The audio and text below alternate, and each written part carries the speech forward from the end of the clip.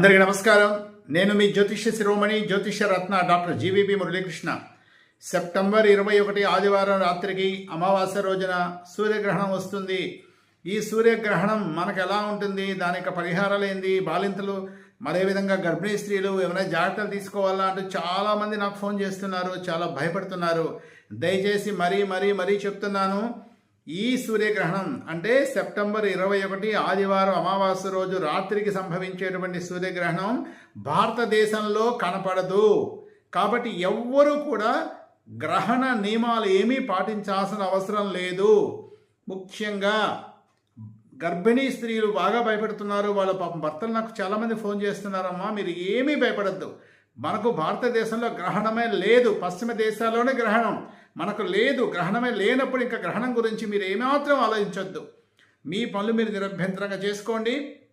కాబట్టి నేను మళ్ళీ మీకు గ్రహణ సమయాలు రాత్రి 10:59 నుంచి 3:20 దాకా ఉంటుంది, 3:23 దాకా ఉంటుంది. అసలు మనకి గ్రహణంతోనే సంబంధం లేదు, గుర్తుపెట్టుకోండి. గ్రహణం మనకు అస్సలు కనపడదు.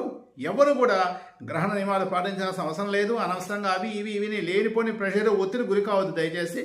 మరలా మనకు మార్చి 3వ తారీఖు 2026 చంద్రగ్రహణం రాబోతుంది. అప్పుడు మీకు ఆ వీడియోస్ పెడతాను. దయచేసి అందరూ గుర్తుపెట్టుకొని హాయిగా ఆదివారం అమావాస్య దిష్టికి మంచిది.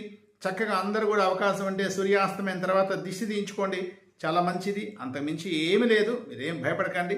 ఇంకేదైనా సందేహం ఉంటే నా ఫోన్ నెంబర్ 9949919830 సంప్రదించగలరు. ముఖ్యంగా దయచేసి అందరికీ ఒక సూచన, అందరూ కూడా ప్రతిరోజు ఆదిత్య హృదయం పఠించండి, చాలా మంచిది.